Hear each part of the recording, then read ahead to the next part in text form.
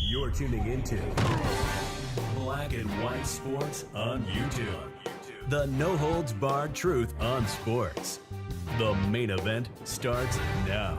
All right, Black and White Sports supporters, we're going to talk about the Atlanta Falcons this morning, more specifically Arthur Smith, because one could say that, well, he's on very thin ice right now with the Falcons owner. There was a thought just a few weeks ago that Arthur Smith would absolutely be back with the Falcons, but they're sitting back at 6-8, and, well, they're 6-8, but they lost a game to the Carolina Panthers.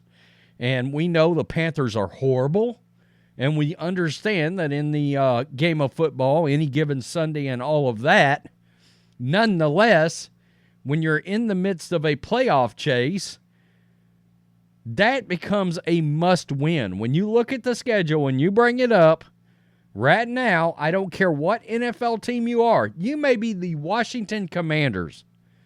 But if you bring up a NFL schedule and you've got the Panthers on it, that needs to be a W. That needs to be a W. The Panthers are horrible.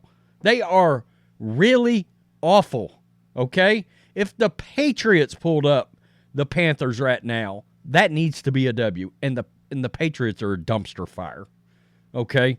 So it was about the worst loss a football team could have, even worse, at the wrong time of the year.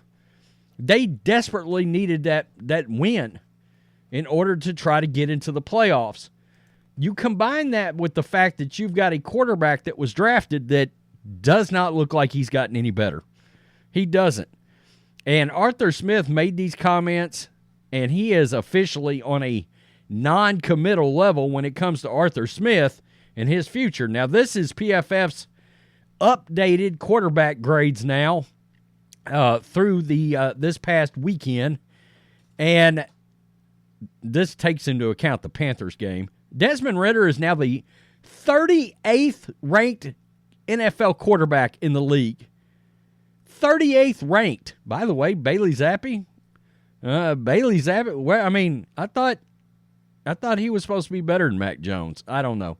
I just thought I'd throw that out there. Come hell or high water, I think Bailey Zappi has been better, at least since he's gotten in there as a starter. Nonetheless, Desmond Ridder still looks terrible. And the point is, there's no progression. All right? There's no evolution of Desmond Ridder's game. And if I would have to make a judgment call as of right now, he's a bust. He is a bust. So let's get to this. This is gpb.org. And Arthur Blank, the owner of the Falcons, had a lengthy interview, and this is public broadcasting in Atlanta or in Georgia, something like that. Nonetheless, he made comments about Arthur Smith. In 2024, is Arthur Smith going to be your head football coach? This is weird because he makes this comment and then he contradicts it and basically erases the comment with everything he says following it. It's weird. We are committed to Coach Smith. We are going to play these last 3 games. We are committed to win. We will let the season play out and go from there. Okay. So in other words, you are committed to him for the next 3 games, and that's it. That's it. Obviously, this has not been the kind of year we expected. You would hear that from Coach Smith. You would hear it from the fans and our players. We understand that. We understand the challenges. At the end of the year, we will assess where we are and go from there. Well, that sounds like you just put your coach on the hot seat. Does he have to get to the playoffs to come back? No, that was never really a requirement. The requirement was we have to be a more competitive team this year. I think through this part of the season, it's been mixed. Yikes. Not a ringing endorsement. Quite honestly, that's what I think. Again, that's not a ringing endorsement. And that's what the coach would say. Arthur Smith is very honest, very paused. He looks at himself very critically. So he comes from a beautiful family that has great values, and he reflects those values in his leadership the best he can. So we'll see how the season plays out and go from there. You know what that doesn't say? You always have to be worried when these owners and such throw out compliments, and you see it with players too. They throw out compliments to guys that don't actually have to do with their actual on-field performance and results. He comes from such a beautiful family that has great values and blah, blah, blah, blah, blah, leadership. He's great X's and O's coach. He's developed Desmond Ritter, blah, blah, blah. Highly thought of offensive mind. None of that. None of that football stuff that's actually important. The quarterback situation this season has been tough. That's what Jeff Hollinger said to Arthur Blank. It has been tough. We certainly had high hopes for Desmond Ritter. He has done some good things for us this year. He would be the first to tell you he hasn't been the kind of consistent performer we'd like him to be. In this business, the NFL business or college ball, you have turnovers. It's a very tough thing. I think he just entered the quarterback market with that comment, whether it's in the draft or in free agency. I think he just entered the quarterback market. Talks about the fans. It's about pleasing the fans, but you have to put a product on the field that represents the best of our roster and the best of what we can put together. I'm going to tell you, that's a slam on the head coach. We've got good players. The fans know we have good players, and there are playmakers all over this Atlanta roster on offense. And those playmakers are not being utilized. Just that simple. In my case, it's having the best people we can making decisions. Holy Jesus, he is drowning the coach. I don't want to be in a position ever of having to pick players. I've never done that. I wouldn't know how to do that. I'm like a fan in that regard. I have opinions, so does Jeff.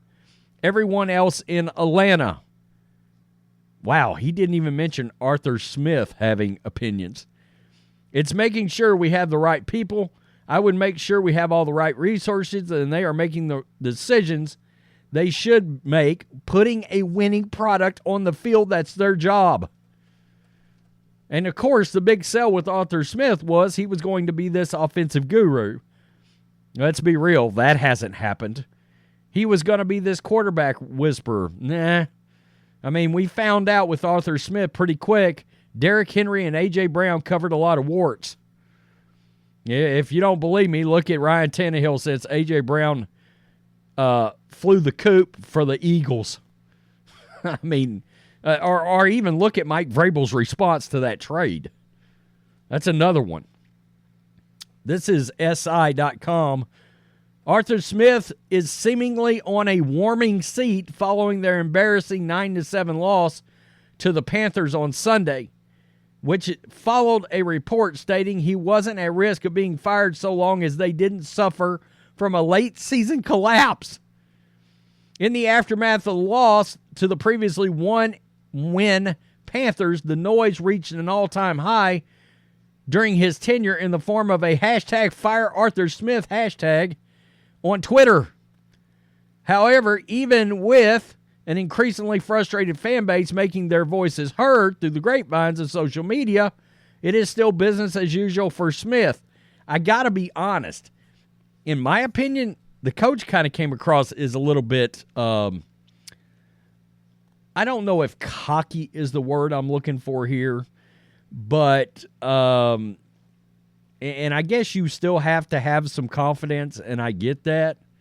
Yeah, but I don't know that I love everything he says here. Quote, "That's what you sign up for. I don't mean to make it sound like bravado.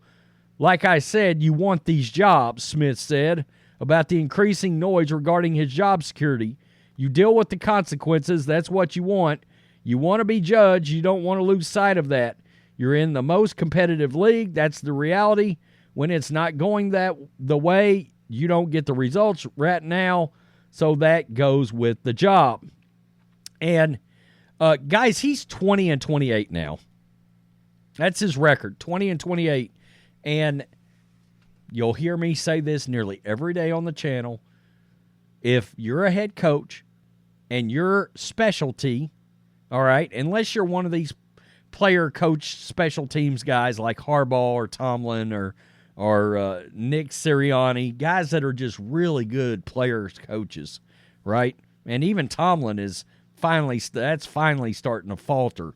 And that voice has gotten thin there. I think now Harbaugh is showing that can turn around too, because a lot of people wanted Harbaugh gone, and now they're the top seed in the AFC, just a couple of years later from that. So it does, some of it is cyclical, and I get that. Nonetheless, you got a guy that's a coordinator, and he's supposed to be an offensive guru, and the offense and the quarterback sucks. It stinks. And when you see that, that tells you this experiment with this head coach has probably failed. And we talk about Tomlin. We talk about the fact that most likely it would do him some good to get a new place to go. Atlanta is one of those places that I think stands out with Mike Tomlin. There's no doubt that city would embrace Mike Tomlin immediately, and he's only 51. We talk about Tampa being a landing spot, and this isn't even a Steelers video, but I'm just throwing this out. Jim Harbaugh. You think Jim Harbaugh wouldn't love to get his hands on all the offensive weaponry on this current roster? Never mind the fact that, you have to remember what Harbaugh did with Alex Smith in rebooting his career. You got to wonder if Harbaugh wouldn't look at Desmond Ridder and go, you know what, I actually can make him into an NFL quarterback, a starting NFL quarterback. All right? We got to remember, Alex Smith was a full-blown bust with the Niners. I mean, one of the biggest busts of all time. Harbaugh rebooted his career, and he had like 9 consecutive good, solid NFL quarterback seasons after that. I don't know. I'm just throwing that out. Point is, Arthur Smith, it sounds like his seat is officially smoking. It's scorching. It's in flames right now. It's hot. In my opinion, and unless he wins out, I think he's gone. I think he's got to win out. He's got to go 9-8. It's got to be a winning record, and it's got to come down to like we missed the playoff maybe by a tiebreaker kind of thing. But I think he needs to win out. I think he does. That Panthers loss is ugly and unacceptable, I believe. Unacceptable. Tell me what you think. Peace. I'm out. Till next time. Thanks for watching the show. Be sure to like, comment, and subscribe. Be sure to tune in next time on Black and White Sports.